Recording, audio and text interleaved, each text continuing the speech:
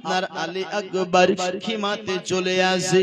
খিমাতে আসার পরে আপনার বাবাজি ইমামে হুসেইনকে বলেছেন, আব্বুজি, ওগো আব্বুজি, আব্বা জান, আপনি আমাকে একটু পানি দেন। ওগো আব্বা, যদি আমি একটু পানি পেয়ে যাই, আব্বা আপনাকে আর কারবালার ময়দানে যেতে হবে না। আমি আলী আকবর একাই জাহান্নামে 22,000কে পাঠিয়ে দেব। একাই আমি জাহান্নামে পাঠিয়ে দেব। মুসলমানেরা ভাইয়েরা, এই জন্য তো তারাও জানতো এরা শেরে খোদার শের আছে, আওলাদে রাসূল আছে, নবী বাগের ফুল আছে। ও মুসলমান, এ বেরাদার, কথাই ছিল আপনার 82 জন, তার মধ্যে অসুস্থ ছিল, তার মধ্যে আপনার বেরাদার মহিলা ছিল, তার মধ্যে বাচ্চা ছিল বেরাদার। আর কথায় 22,000, এই 82 জনের মধ্যে 72 জন শহীদ হয়েছে। এই 72 জনের কাছে যুদ্ধ করার জন্য 22,000 ও বড় বড় শাম সিরিয়ার যোদ্ধা এসেছে বেরাদার, যাকে ভাড়া করে নিয়ে আসা হয়েছিল। চিন্তা করে দেখুন মুসলমান, তারপরও আবার তাদের জন্য পানিকে বন্ধ করে দিয়েছে। কেন বন্ধ করেছে? তারাও জানতো যদি এক বুন পানি পেয়ে যায় হুসাইনের পরিবারের লোক, একাই আমাদের সবাইকে জাহান্নামে পাঠিয়ে দেবে। যদি পানি পেয়ে নেয় তো একাই আমাদের জাহান্নামে পাঠিয়ে দেবে। মুসলমানেরা ভাইরা বাবাজিরা, কিন্তু দেখো আপনার ইমামে হুসাইন বলেছিল, ওরে বেটাও, তুমি পানি চাচ্ছ, আমি পানি কোথায় পাবো বলো? নাই বেটা নাই, পানি আমার কাছে নাই। যদি পানি থাকতো তোমার ভাই আলী আসগর শহীদ কি হতো? যদি পানি থাকতো তোমার বোন সাকিনাও খিমার মধ্যে ছটফট করছে, ধরধর করতেছে, হেঁচকি মারছে বারে বারে, মনে হয় ছেড়ে দেবে, মনে হয় দমটা বার হয়ে যাবে। এ মুসলমানেরা ভাইরা বাবাজিরা, এমন করে আপনার শুধু আপনার বেরাদার, তবে আপনার আলী আকবরকে সান্ত্বনা দেওয়ার জন্য কেউ বলেছে নিজের জিহ্বাটা ঢুকিয়ে দিয়েছিলেন মুখের ভিতরে, আর আবার কেউ বলেছে যে আপনার বেরাদার একটা অঙ্গুঠি ছিল হযরত ইমাম হুসাইনের কাছে, সেই অঙ্গুঠিটা আপনার মুখের মধ্যে ভরে দিয়েছিল। আর আপনার বেরাদার বলেছিল, বেটা এটা মুখে ভরে নিয়ে মনে আপনার এটা আপনার কিছু শান্তি পেয়ে যাবে, কলিজা ঠান্ডা পাবে। এ মুসলমান ভাই বাবাজিরা, এই মনে করে রওনা করে দিল কোথায়। কিন্তু ভাই, একটা মানুষ আর কতক্ষণ চলবে গো? 3 দিনের পেপাসায় ক্লান্ত। আপনি আমি আপনার রমজান মাসে রোজা রাখি শুধু 14 আপনার 10 ঘন্টা 12 ঘন্টা বলে, তাই আমরা কি করি? ইফতারের সময় কত ফল ফ্রুট এবং কি কত রকমের আপনার জিনিস এবং কি ঠান্ডা শরবত আপনাকে আমাকে লাগবে। ইফতার করার সাথে সাথে এই পানিটা লাগবে, শরবত লাগবে। শরবত না হলে আপনাকে আমাকে ভালো লাগে না। কিন্তু ভাই, তারা তো 3 দিন 3 রাত পর্যন্ত আপনার পানি পায়নি, খাবার পায়নি। তারা কেমন করে সহ্য করেছিল? তারা শুধু সহ্য নয়, তারা পাহাড়ের মতন সবর করেছিল। সুবহানাল্লাহ, সুবহানাল্লাহ।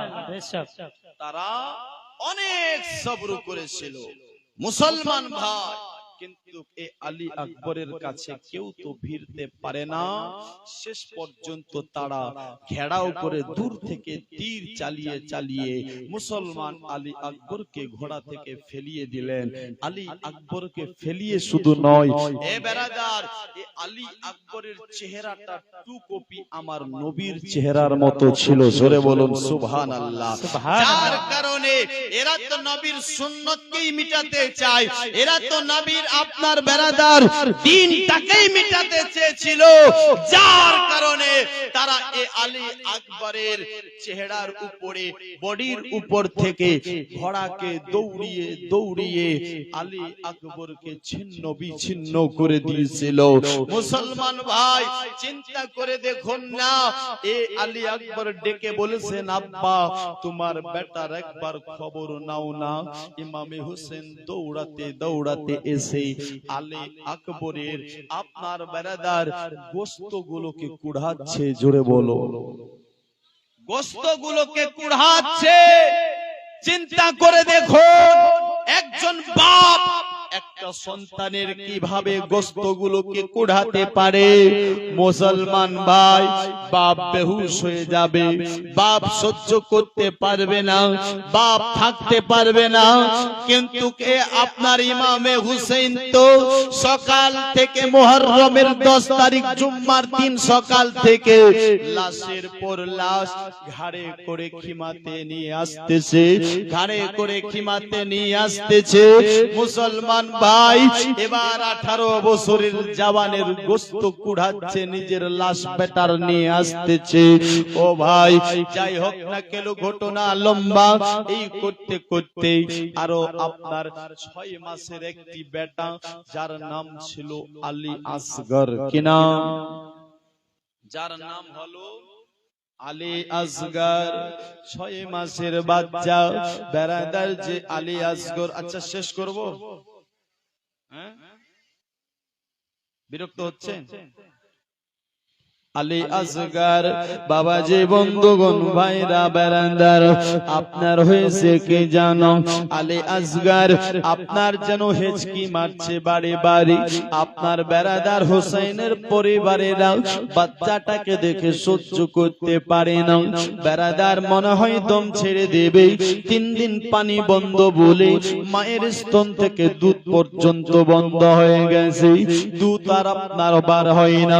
যার কারণে আপনার বেরাদার বাচ্চাটা হেঁচকি মারছে, মনে হয় দম ছেড়ে দেবে। মুসলমান বিবিরা এসে বলতেছেন, স্বামী গো, ও গো আমার স্বামী, একটু দেখো না। এই যে ইমাম হুসেনকে বলছে, এই যে দেখো আমার এই বাচ্চাটা আপনার হয়তো দম ছেড়ে দেবে, একটু একে নিয়ে যাও, এ আপনার হয়তো একে পানি দিয়ে দিতে পারে। ইমামে হোসেন বলেছেন বিবিদেরকে, হে আমার বিবিরা রে, শোনো শোনো, এদের দিলে অন্তরে আল্লাহ মোহর মেরে দিয়েছে রে, পানি দেবে না, দেবে না, দেবে না। তারপরও আপনার সান্ত্বনা দেওয়ার জন্য বাচ্চাটাকে কোলে করে নিয়ে গেল আপনার বেরাদার। যাওয়ার পর বলেছিল আমর বিন সাদকে, এ আমর বিন সাদ, দেখো দেখো রে, এই যে বাচ্চাটা, এর 6 মাস শুধু আপনার বয়সে, এ আপনার খেলাফত চিনে না, ইয়াজিদ চিনে না, এ আপনার দৌলত চিনে না, এ টাকা চিনে না, এ পয়সা চিনে না রে। এ ইয়াজিদিরা, একটা কথা শোনো না রে, এই বাচ্চাটাকে তোমরা একটু পানি দিয়ে দাও, এই বাচ্চাটাকে পানি দিয়ে দাও। আমর বিন সাদ এবং কিশমার বলেছিল, হুসেন আমরা পানি দিতে পারি, একটা শর্ত। শর্তটা কি? শর্ত হলো এটা, তুমি ইয়াজিদের হাতে হাত দিয়ে বায়াত গ্রহণ করে নাও। আমরা এখনই পানি দেব, এখনই খাবার দেব, এখনই তোমাদের সবকিছু দেব। ইমাম হুসাইন বলেছিল, এ জালিমেরা, কেমন করে তোমরা এটা ভাবতে পারলি রে? আমি তোদের হাতে হাত দিয়ে বায়াত গ্রহণ করব, আপনার ইয়াজিদের হাতে, একজন সারাবি জানির হাতে হাত দিয়ে বায়াত গ্রহণ করব? না না না না না, এটা হতে পারে না। আমি তো এটা জানি, আল্লাহ তাআলা তোদের দিলি অন্তরে মোহর মেরে দিয়েছে, তোরা পানি দিবি না, আমি এটা জানি। তবে আমি বাচ্চাটাকে কেন নিয়ে আসলাম জানো? একটাই কারণে, হয়তো তোমরা কাল কিয়ামতের ময়দানে, হাসরের দিনে তোমরা বলতে পারতে, আল্লাহ, এই রব্বুল আলামিন, আমরা তো বাচ্চাটাকে দেখিনি, যদি বাচ্চাটাকে দেখতাম হয়তো আমরা পানি ছেড়ে দিতাম, যদি বাচ্চাটাকে দেখতাম আমরা আপনার পানি দিয়ে দিতাম, খাবার দিয়ে দিতাম। কিন্তু সেই বাচ্চাটাকে দেখিনি, আমি সেই জন্য বাচ্চাটাকে তোদের দেখিয়ে দিলাম হাসরের ময়দানে আর তোদের বাহানা চলবে না। এ বাবাজিরা, এই বলে আপনার গো ইমামে হুসাইন আলী আসগরকে বলছে, বেটা রে চল, বেটা চল, এরা পানি দেবে না, আর তুই চিন্তা করিস না।